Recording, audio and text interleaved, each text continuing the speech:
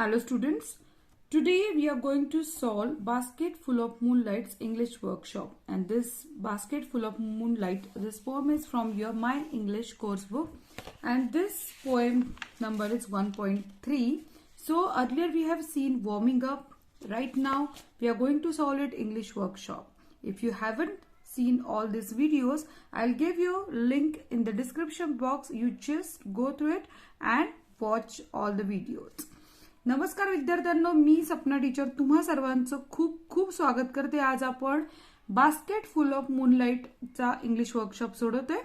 तर या चॅनलला तुम्ही नवीन असाल तर लगेच चॅनल सबस्क्राईब करा, बेल आयकन दाबा, म्हणजे तुम्हाला तुमच्या येतेच व्हिडिओ तुमच्या मोबाईलवर सर्वात प्रथम भेटतील. आपण इथे बघतोय पहिला प्रश्न, complete the following sentences with the help of the poem. म्हणजे आपल्याला त्या कवितेची मदत घेऊन हे सोडवायचे आहे. तर first is The child wants to sow small moons of light from the city to his village. So answer is to the city to his village. Second is, according to the child, the route of his village is tough and full of snakes and scorpions. तर इथे snacks and scorpions आपल्याला उत्तर लिहायचं आहे. सेकंडचं दिसलंय तुम्हाला? Okay. Third काय बघा, the child wants a basket full of moonlight on loan. Loan हे आन्सर आहे. आणि फोर्थ आहे, the child wants to light the dark route so that his father returns early. Question number 2 आहे, write down the describing words used for the following nouns. त्या moon साठी काय describing word वापरलाय? Route साठी, village साठी आणि morning साठी.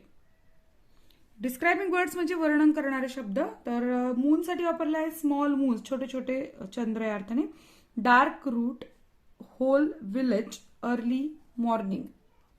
Question number 3, the child in the poem wants to solve the problems of his village. How can the child solve them with the following wishes?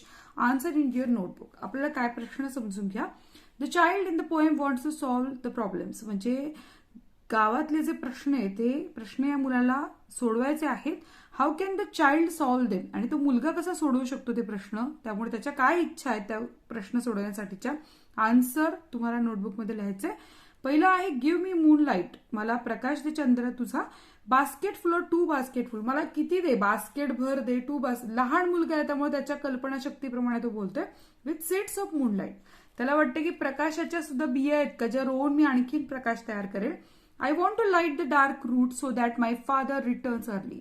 तो म्हणतो की माझे वडील कदाचित रस्त्यावरती साप आहे, विंचू, त्यामुळे त्यांना उशीर होतो यायला. मी त्या रस्त्यालाच पूर्ण प्रकाशित करून टाकेल जेणेकरून ते उशीर करणार नाही किंवा त्यांना उशीर घरी यायला होणार नाही. तर आपण आता याचं उत्तर नोटबुकमध्ये लिहूयात.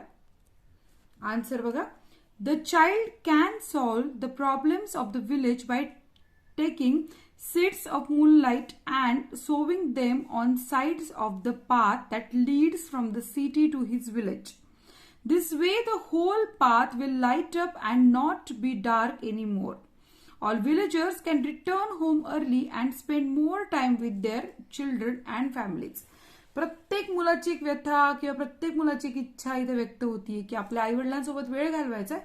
सो ते कामावरनं येताना तो कसा रस्ता प्रकाशमय करू शकतो याबद्दल त्यांनी लिहिलेलं आहे. त्याच्या इच्छा मांडल्या जेणेकरून त्याच्या गावातल्या सगळ्याच लोकांचे प्रश्न त्याला सोडवायचे. आणि सेकंड आहे तो पण उत्तराचाच पार्ट आहे. I want to light the dark route so that father returns early. The child wants to light the dark route so that his father returns early and spend more time with him.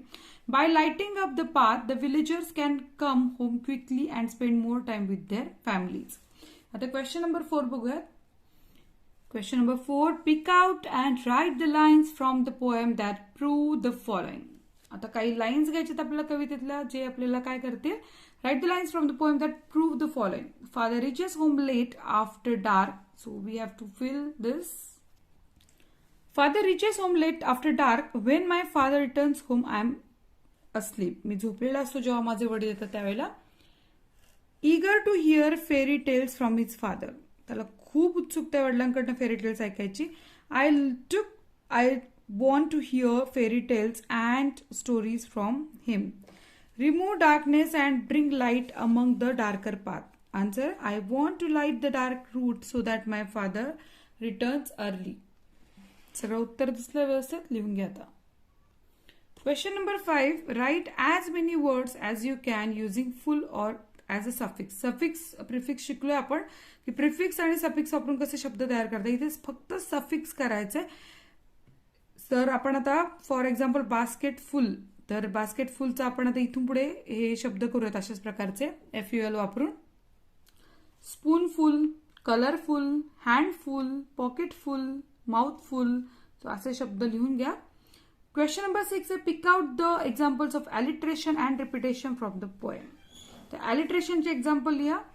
I want to show seeds of moon on the sides of the path.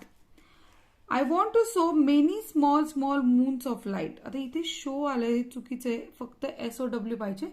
So I want to show seeds of moon on the sides of the path and second I want to show many small moons of the light.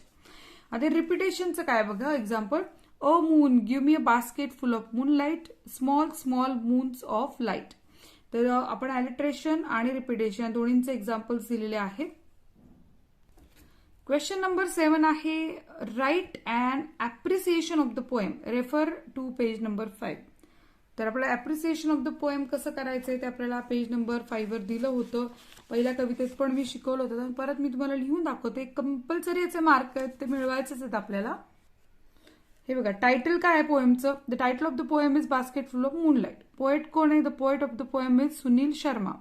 Theme central idea काय आहे. The central idea of the poem is the loneliness of a child is remote village in the remote village. Rhyme scheme काय आहे. There is no rhyme scheme in the poem. Figure of speech आहे repetition. So इथे repetition आणि ॲलिट्रेशन पण add करा. आपण आत्ताच repetition ॲलिट्रेशनचं उदाहरण पाहिलं. क्वेश्चन नंबर 8 बघूयात. क्वेश्चन नंबर 8 आहे write and imaginary letter to the moon to convey your feelings about it. Discuss about it with your partner and draft the letter using the poem as a basis of the letter. आपल्याला काय करायचं. Supporting points दिलेले आहेत त्यांनी. Letter लिहायचं चंद्राला, आपले feelings व्यक्त करायचे. तर इथे आपण काय करायचंय. लेटर ड्राफ्ट करतोय आणि या लेटरमध्ये आपल्याला साइन ऑफ ब्युटी सांगायचंय, symbol of joy, infinite pleasure, urge to compose poem, song, music. ते सपोर्टिंग पॉइंट आहेत. हे या पॉइंटचा आपल्याला आधार घेऊन हे पत्र लिहायचं आहे. आता या पत्राची सुरुवात करताना आपल्याला काय करायचंय. नाव टाकायचंय तुमचं लेफ्ट हँड साइड आणि नाव टाकल्यानंतर तुमचा पत्ता लिहायचा आहे. नॉर्मल आपण इनफॉर्मल लेटर लिहितोय. आपण चंद्राला पत्र लिहितोय म्हणजे आपण अनौपचारिक पत्र लिहितोय. सो त्याच्यामध्ये आपल्याला काही वेगळं सब्जेक्ट वगैरे टाकायची गरज नाही. तो पत्ता टाकलाय. डाव्या हाताला पण डिअर मून, कारण आपल्याला प्रिय येतो फार, आपण डिअर मून म्हटलंय. You are my great friend in darkness. अंधारातला तू माझा सगळ्यात जवळचा मित्र आहेस. When there is no other source of light after sunset you are always there bright and shining in the sky. जेव्हा प्रकाश सूर्य अस्ताला येतो त्यानंतर तू सगळ्यांना प्रकाश देणारा एकमेव सोर्स आहेस. You look so beautiful and night like a bright disc. तो एखाद्या डिस्क सारखाच आकाशामध्ये दिसतो चमकदार. In the middle of the twinkling star. आणि कुठे ताऱ्यांच्या मध्ये चमकताना दिसतोस. You spread light and joy in the dark light night. Hence people consider you as a sign of beauty and a symbol of joy. म्हणजे आपले दोन्ही point इथे आलेले आहेत. You give infinite pleasure to all in the darkness of night. आता infinite pleasure पण हा शब्द आला, आपल्याला घ्यायला सांगितलं, तो आपण घेतलेला आहे इथे. As a source of Joy and pleasure you give inspiration to poet and write poems or songs. There are thousands of poems and songs written in every language addressed to you. Indeed, your place is unique in this universe, dear moon. I request you to spark all the poet in me so that I too will compose a poem in your honor. Your lovingly Akanksha. तर या प्रकारे तुम्ही ते पत्र लिहायचंय. का तुम्ही भाषा वेगळी वापरू शकता आणि शब्दही वेगळे वापरू शकता, पण आपले 4 मुद्दे किंवा 4 पॉइंट्स आपल्याला त्याच्यामध्ये टाकायचेच आहे. त्या प्रकारे पत्र लिहिलं इथे.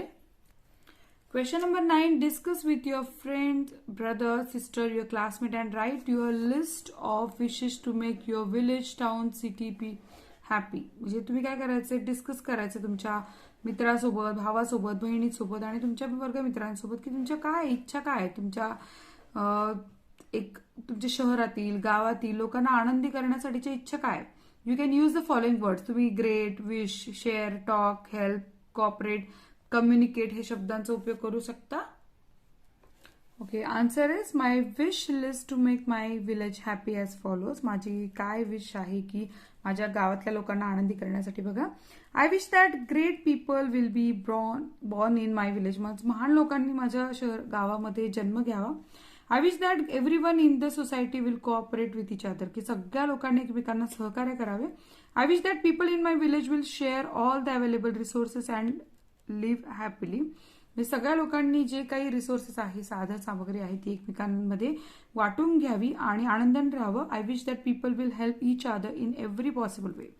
माझ्या गावातल्या लोकांनी एकमेकांना प्रत्येक शक्य त्या परिस्थितीमध्ये मदत करावी. I wish that people in society talk and communicate among themselves regularly. माझ्या गावातल्या लोकांनी एकमेकांसोबत काय केलं पाहिजे, संभाषण केलं पाहिजे आणि छान राहिलं पाहिजे. एकूण हे सगळे मुद्दे घेतलेले आहे आपण. या सगळ्या वरच्या मुद्द्यांचा पण इथे अंतर्भाव केलेला आहे, मुद्दे वापरले आहेत. आता आपण क्वेश्चन नंबर 10 बघूया. Let's compose imaginary poetic line. तर इथे आपल्याला sowing the seeds of moonlight and travelling among stars in a Galaxy. तर आपल्याला इथे काही ओळी तयार करायच्या. Okay. Sowing the seeds of moonlight, spreading light to remove darkness, traveling among stars in a galaxy, and cleaning dark clouds from the sky, painting the sky orange, hanging stars from the trees. So anything you can write and compose your poem. So असं काही compulsory नाही, हेच लिहा, पण तुम्ही अशा प्रकारे कविता तयार करू शकता. So students, we have solved all the question and answer. So if you like this video, like it, share it, and subscribe to Sapna's Homeschooling YouTube channel. And if you feel anything, you can write a comment so I can reply you. Bye bye. Take care.